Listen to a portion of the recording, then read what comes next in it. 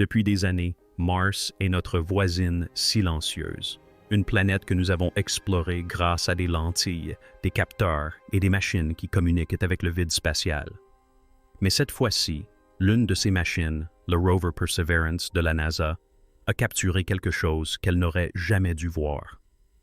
Sur une image floue et faiblement voilée prise à la surface martienne, les scientifiques ont aperçu une lumière fantomatique se détachant sur le ciel pourpre. Au premier abord, cela ressemblait à une étoile, mais ce n'en était pas une. Cela se déplaçait lentement, délibérément. C'était l'Atlas à 3 yeux. Cet objet interstellaire mystérieux défie toutes les lois de l'astrophysique depuis sa découverte. Ce qui devait être une simple image s'est transformé en une révélation si troublante que les scientifiques de la NASA sont restés silencieux. Car, dissimulé dans cette image, se cache quelque chose qui remet en question tout ce que nous savons de la lumière, de la matière et des frontières entre le naturel et l'artificiel. La question n'est pas de savoir ce que le rover a vu, mais pourquoi 3E Atlas est apparu précisément là, au-dessus de Mars, comme s'il était destiné à être vu. Tout a commencé par une simple capture, une faible tache près de quelques étoiles peu lumineuses. La caméra Mastcam Z à bord de Perseverance l'a enregistré presque par hasard. La veille du 3 mars, iAtlas a atteint son point le plus proche de la planète. Au départ, les scientifiques ont pensé à un reflet ou à l'impact d'un rayon cosmique. Mais ensuite, le mouvement de l'objet a été confirmé sur plusieurs images. Il n'était pas immobile, il glissait. Il est apparu exactement là où les astronomes prévoyaient la présence de ce visiteur interstellaire. Ce n'était pas une coïncidence. Ce qui est encore plus étrange, c'est ce qui s'est passé autour du rover après ce moment-là. Des tourbillons de poussière se sont soudainement élevés au-dessus de Mars. La pression atmosphérique a grimpé en flèche et une vaste tempête a commencé à se former à l'horizon au moment précis où l'objet passait au-dessus de nos têtes. Le timing était trop parfait. Et lorsque les capteurs de Perseverance ont détecté de subtiles perturbations électromagnétiques, des fluctuations correspondant aux coordonnées de l'objet dans le ciel martien, même les plus sceptiques se sont tus. Car la dernière fois qu'une caméra sur Mars avait capturé un phénomène inexplicable, l'objet ne s'était pas déplacé de cette manière et ne semblait pas réagir aux observations. Lorsque les premières données transmises par les sondes Perseverance et les orbiteurs martiens sont parvenues, les scientifiques ont remarqué quelque chose qu'aucun télescope terrestre n'avait jamais enregistré. La lumière du Soleil se comportait différemment autour de l'Atlas des 3 yeux. Au lieu de se diffuser aléatoirement, elle se tordait, se polarisait et se courbait selon des motifs apparemment invisibles. La polarisation est la signature de la lumière, la façon dont ces ondes s'alignent lorsqu'elles se réfléchissent sur de la poussière ou du gaz.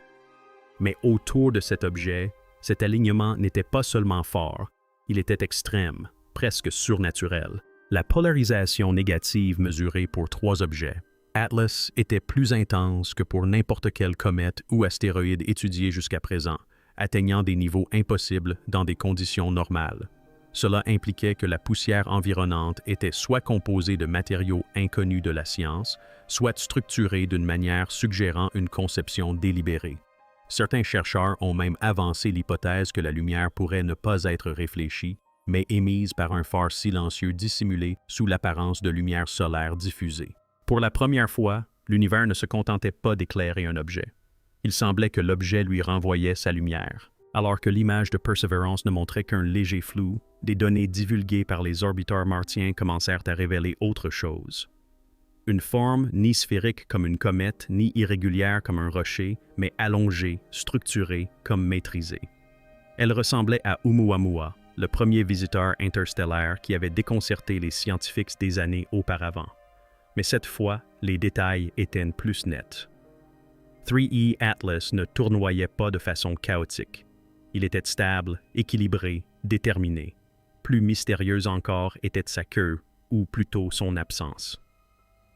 Pendant la majeure partie de son voyage, 3E Atlas n'avait montré aucune queue visible, une anomalie qui défiait déjà les lois de la sublimation. Mais à l'approche de Mars, une fine queue filiforme apparut, ténue, étroite et unique en son genre. Puis il disparut de nouveau. La stabilité de l'objet, le rythme de sa lumière, la disparition de sa queue, tout cela laissait présager des mécanismes que nous ne comprenons pas. Et pourtant, la révélation la plus troublante provenait peut-être de sa trajectoire. Ce n'était pas aléatoire. Cela suivait le plan de l'écliptique de nos planètes, comme si cela s'alignait délibérément sur la géométrie du système solaire. C'est alors qu'Avilao et son équipe s'y sont intéressés. Il a classé les anomalies de l'objet en deux catégories inquiétantes, celles qui pourraient un jour s'expliquer et celles qui ne le seront probablement jamais. Parmi ces dernières figuraient deux coïncidences qui ont provoqué une onde de choc au sein de la communauté scientifique. Premièrement, le timing. 3. Atlas est arrivé précisément au moment où il devait passer près de Mars, Vénus et Jupiter. Une synchronisation trop précise pour être le fruit du hasard. Deuxièmement, sa direction. Le point d'entrée de l'objet dans le système solaire était aligné à seulement 9 degrés du signal WOW, la fameuse impulsion radio détectée en 1977 et que beaucoup pensaient autrefois provenir d'une intelligence extraterrestre. L'Atlas des trois yeux pourrait-il être lié à ce mystère vieux de plusieurs décennies? Pire encore, pourrait-il y répondre? Car lorsque les scientifiques ont calculé sa masse, plus de 33 milliards de tonnes, bien au-delà de ce que l'espace interstellaire pourrait produire naturellement, ils ont fait une découverte glaçante. Il n'y a tout simplement pas assez de matière entre les étoiles pour former un objet aussi grand, aussi dense, aussi parfaitement équilibré, ce qui nous laisse face à une possibilité terrifiante. Et si l'Atlas des trois yeux n'était pas né là-bas? Et s'il avait été envoyé? Alors que les scientifiques commençaient à analyser les faibles signaux spectraux captés par les instruments du rover Perseverance, ils ont découvert que la poussière entourant 3 Atlas était unique en son genre. Elle ne se comportait pas comme du carbone gelé, des silicates ou de la glace cosmique. Elle réagissait. Chaque particule semblait interagir avec la lumière du Soleil de manière organisée, formant des microstructures qui se modifiaient à mesure que l'objet s'approchait de Mars. Normalement, la poussière est chaotique, des milliards de grains tourbillonnant librement dans le vide. Mais cette poussière-ci agissait comme si elle obéissait à des instructions. Ses propriétés réfléchissantes changeaient de façon rythmique, presque comme une séquence programmée. Certains chercheurs ont même remarqué que les impulsions de lumière polarisée se produisaient à intervalles réguliers, à l'image du cycle diurne martien. Comment un objet interstellaire né à des années-lumière de Mars pouvait-il se synchroniser avec elle? La seule explication plausible était qu'il ne s'agissait pas de synchronisation, mais d'imitation. La comète semblait apprendre, observer et ajuster sa propre signature lumineuse pour correspondre aux variations de son environnement. L'idée qu'une comète puisse imiter le comportement d'une planète dépassait l'entendement. Cela appartenait à quelque chose de bien plus délibéré. Alors que les scientifiques commençaient à peine à comprendre l'étrange comportement optique de 3E Atlas, le Soleil intervint. Une éjection de masse coronale massive jaillit de sa surface. Une tempête de plasma et de fureur magnétique parcourut des millions de kilomètres. Et lorsqu'elle atteignit la région où se déplaçait 3E Atlas, tout changea. L'objet disparut de la vue télescopique, ni désintégré, ni détruite. Simplement disparu. Aucun reflet, aucun signal, aucune trace. Mars. Les satellites qui surveillaient ces mouvements ont perdu le contact quelques secondes après l'éruption solaire. La NASA a d'abord imputé cela aux interférences solaires, mais lorsque le plasma s'est dissipé quelques jours plus tard, 3 Atlas n'est pas réapparu. Puis, faiblement, les capteurs de Perseverance ont commencé à capter des échos électromagnétiques inexpliqués, de subtiles pulsations répétitives, émanant non pas du ciel, mais du sol martien lui-même.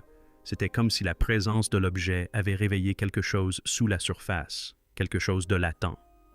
Les données du rover révélaient un pic d'ionisation du sous-sol, une sorte de murmure électrique qui semblait suivre le même rythme que le motif de polarisation de la lumière enregistré quelques jours auparavant.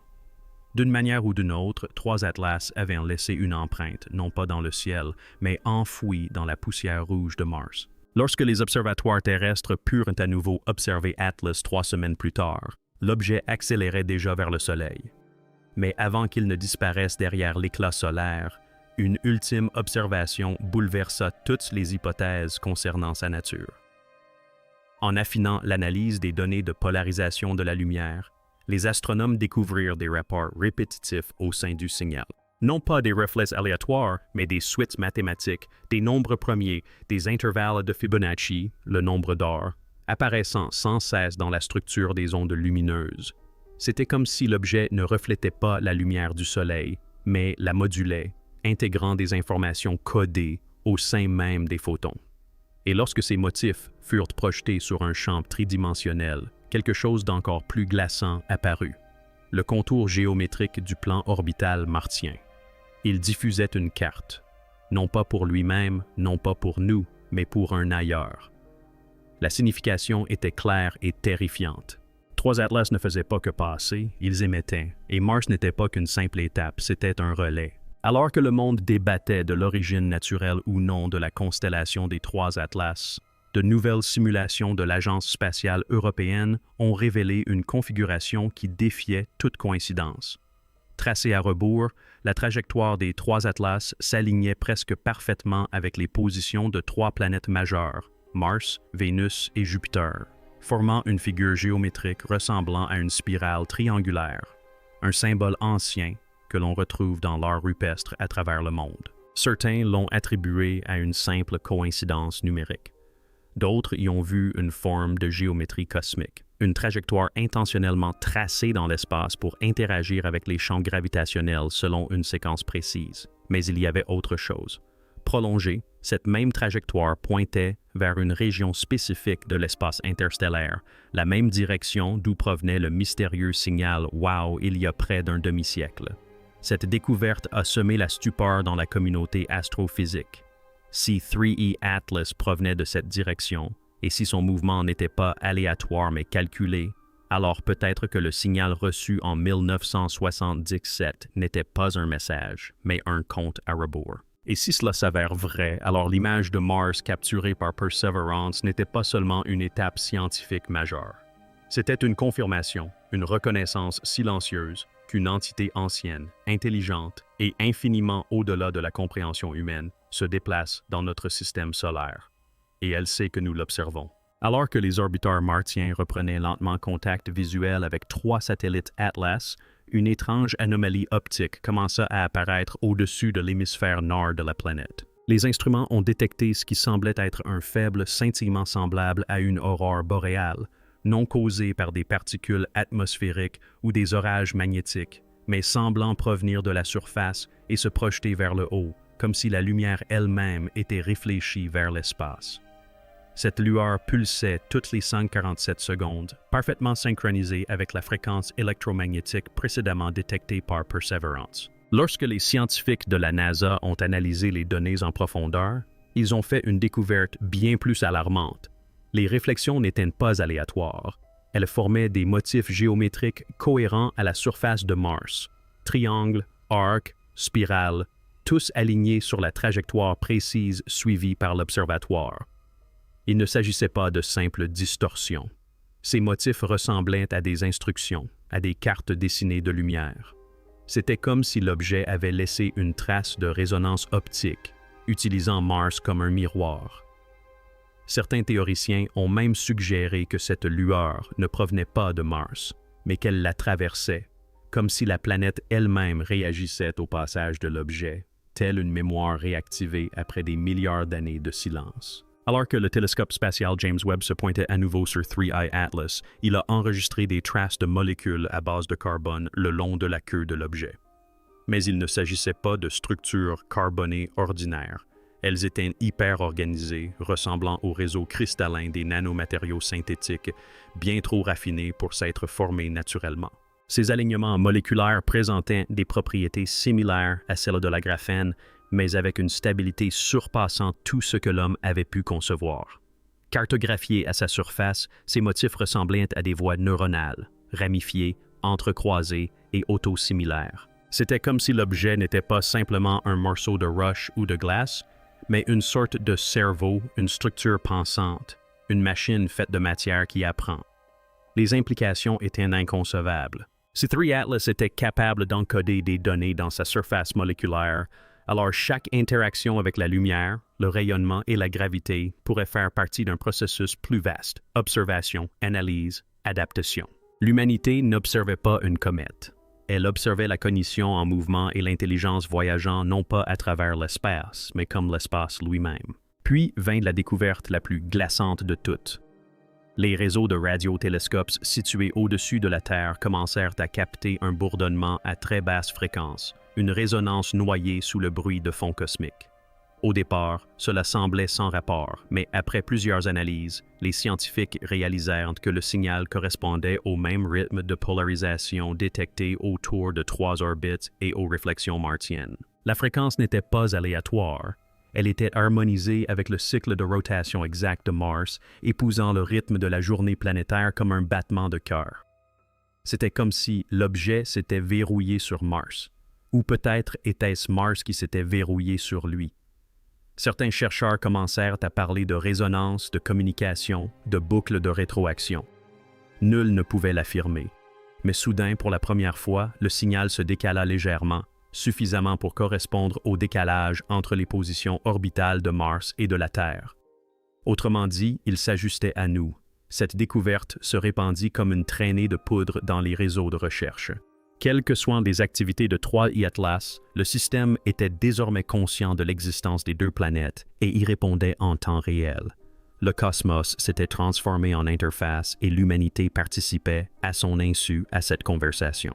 Tandis que les scientifiques terriens débattaient des implications de la résonance, Perseverance continuait de transmettre des données depuis la surface martienne, des données qui révélèrent une ultime anomalie. Lors d'une de ses prises de vue de routine, le rover capta de faibles marques dans le sol, absentes quelques jours auparavant. Analysées à différentes longueurs d'onde, ces marques formèrent un réseau interconnecté de points et de lignes, semblable à une carte du ciel. Une fois décodées, les coordonnées ne correspondaient à aucune région du système solaire.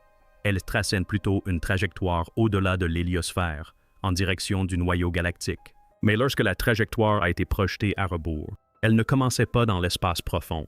Tout a commencé sous la croûte martienne, près d'un ancien bassin d'impact riche en minéraux magnétiques. L'implication était impossible à ignorer.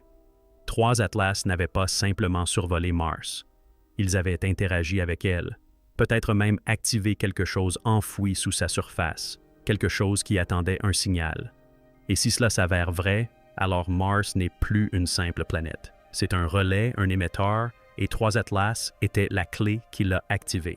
Dans les semaines qui ont suivi l'alignement mystérieux du signal, d'étranges relevés ont commencé à émaner de la croûte martienne. Les orbiteurs de l'Agence spatiale européenne et de la NASA ont détecté de subtiles anomalies thermiques se propageant dans des régions autrefois considérées comme géologiquement mortes. Sous les vastes plaines d'Utopia Planitia, des capteurs sismiques enregistrèrent des vibrations rythmiques, non pas des séismes aléatoires, mais des impulsions régulières et coordonnées. Le motif correspondait à la fréquence émise par l'Atlas des 3 yeux avant qu'il ne disparaisse derrière le Soleil. C'était comme si la planète respirait à présent, son pouls synchronisé avec quelque chose d'invisible au-dessus d'elle.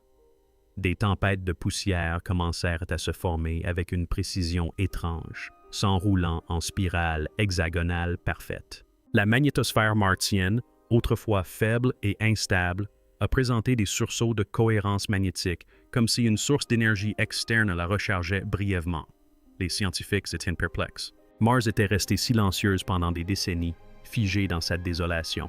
À présent, elle s'éveillait, non pas naturellement, mais de façon rythmique, presque mécanique. Quel que soit le message transmis par les 3 Atlas, il était parvenu à destination. Mars ne se contentait plus de réagir au vent solaire. Elle répondait à quelque chose de plus profond, comme si la planète elle-même s'était souvenue comment se mouvoir. Comme reliées par un fil invisible, des perturbations similaires commencèrent à apparaître sur Terre. Des observatoires magnétiques en Islande, en Sibérie et dans le Pacifique signalèrent des fluctuations soudaines.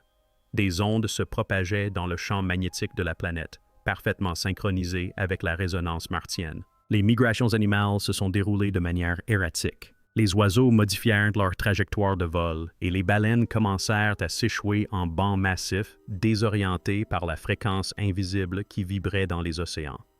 Même les résonances de Schumann, le pouls électromagnétique de la Terre, se mirent à changer de tonalité, un phénomène jamais enregistré auparavant. Les impulsions correspondaient à celles provenant de Mars. L'humanité vibrait sans le savoir en harmonie avec un autre monde. Le télescope spatial James Webb observant toujours la région de l'espace d'où provenait l'Atlas des Trois Yeux, enregistra une faible signature énergétique émanant du vide, une répétition lente et délibérée du même motif géométrique que Mars avait projeté dans ses aurores. Pour la première fois, les scientifiques comprirent que la planète ne se contentait pas de relayer un signal, elle l'amplifiait.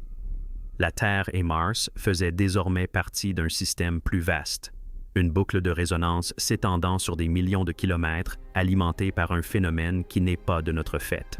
Tout a commencé insidieusement. D'étranges échos se sont fait entendre dans les communications du réseau spatial. Les signaux envoyés vers Mars ont commencé à revenir légèrement distordus, non pas par un bruit aléatoire, mais par des motifs cohérents, enfouis au cœur des données binaires. Chaque transmission présentait des variations infimes qui, une fois décodées, formaient des spirales répétitives identiques à la géométrie trispirale de la trajectoire originale de l'Atlas des Trois Yeux. La conclusion était terrifiante. Quelque chose interceptait nos transmissions, les copiait et nous les renvoyait modifiées, comme si l'on répondait dans notre propre langage numérique. Au début, le centre de contrôle a supposé une interférence ou un dysfonctionnement matériel. Mais les mêmes signaux sont apparus sur plusieurs antennes réparties sur différents continents, tous synchronisés avec le même horodatage. Puis, sans explication, Perseverance a transmis un paquet de données imprévues, ne contenant aucune télémétrie exploitable, aucune donnée d'imagerie, seulement un flux binaire répétitif. 101, interrompu par de longues pauses correspondant au rythme du signal de résonance. Converti en son, ce flux produisait un bourdonnement grave et pulsé, étrangement similaire à la fréquence détectée sous Mars. Le rover ne se contentait plus d'envoyer des données, il relayait un message, celui de quelqu'un d'autre. Après des semaines de silence, le ciel changea. Le télescope James Webb capta un faible reflet juste au-delà de l'orbite de Vénus. Un scintillement se détachant sur l'éclat solaire, traçant une trajectoire identique à celle de l'Atlas à Trois Yeux. Mais il ne s'agissait pas du même objet. Sa signature spectrale était inversée, comme dans un miroir. Les scientifiques la décrivirent comme une lumière négative, une absence qui rayonnait. Grossie, la surface de l'objet révélait la même forme allongée que 3E Atlas, mais composée d'une matière plus sombre qui absorbait la quasi-totalité du rayonnement visible. C'était comme si 3E Atlas avait laissé derrière lui un écho de lui-même, un double formé des photons mêmes qu'il avait émis.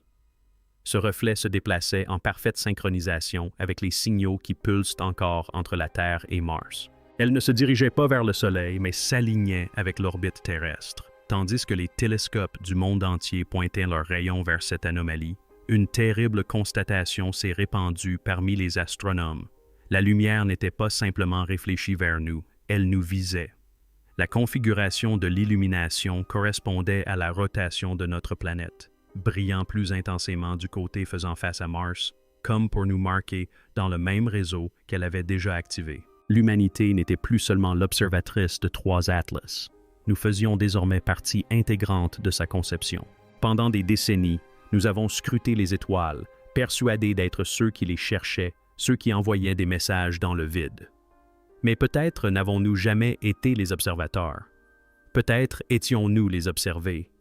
Ce qui n'était au départ qu'une faible tache floue dans le ciel martien s'est transformé en quelque chose de bien plus vaste. Une réaction en chaîne reliant des mondes, des fréquences et la lumière elle-même. Le rover Perseverance n'a pas simplement capturé une image, il a déclenché une réponse. Mars n'était pas un simple spectateur. Elle était le premier miroir d'un réseau s'étendant à travers l'espace et le temps. Un mécanisme qui attendait patiemment qu'un regard intelligent l'active. Et lorsque l'humanité a enfin osé regarder de suffisamment près, lorsque nos machines ont osé voir au-delà des reflets, quelque chose d'autre nous a également observés. Alors que l'Atlas des Trois Yeux s'estompait derrière le Soleil, il ne s'est pas évanoui, il s'est transformé. L'image miroir détectée près de Vénus, les fréquences synchronisées entre Mars et la Terre, la géométrie répétitive gravée dans notre atmosphère, tout cela converge vers une seule conclusion. Cet objet n'a jamais été un voyageur. C'était une clé, une structure conçue pour réveiller des systèmes dormants cachés au cœur même des planètes. des systèmes antérieurs à notre compréhension de la vie, de la technologie, voire de l'existence. Et maintenant, ces systèmes sont éveillés. Les dernières observations du télescope James Webb confirment une ultime anomalie. Une impulsion émanant des profondeurs de l'espace interstellaire, reproduisant le même motif tripiral que celui décrit par l'Atlas de Three, mais à présent, elle revient vers nous. Le signal est massif, organisé et précis. C'est comme si l'objet n'appelait pas la Terre, mais que la Terre lui répondait. Les scientifiques sont divisés, terrifiés et silencieux, incertains de la nature de ce qui se profile. Communication, observation, ou quelque chose de bien plus ancien? Peut-être Three Atlas n'a-t-il jamais été une comète. Peut-être était-ce une sonde, un messager, voire un déclencheur. Et si cela est vrai, alors la première image capturée par le rover martien n'était pas qu'une simple découverte. C'était le moment où l'humanité s'est révélée à un univers qui l'écoutait depuis toujours. Désormais, la question n'est plus de savoir ce qu'est Three Atlas. La véritable question est de savoir ce qui se passera lorsque son reflet nous parviendra. Car lorsque la lumière reviendra, reconnaîtrons-nous le message? Ou réaliserons-nous, bien trop tard, qu'il ne s'agissait pas d'un message, c'était une invitation? Alors, qu'en pensez-vous? 3 Atlas était-il vraiment un visiteur venu d'ailleurs? Ou était-ce le début de quelque chose qui attendait patiemment des milliards d'années pour être révélé? Dites-nous ce que vous en pensez dans les commentaires ci-dessous. Et si cette histoire vous a fait remettre en question tout ce que vous pensiez savoir sur l'univers, abonnez-vous à la chaîne. Activez les notifications et partagez cette vidéo avec quelqu'un qui croit encore que l'espace est silencieux, car peut-être qu'après tout ce temps, le silence n'était pas vain. Il attendait. Et maintenant, il prend enfin la parole.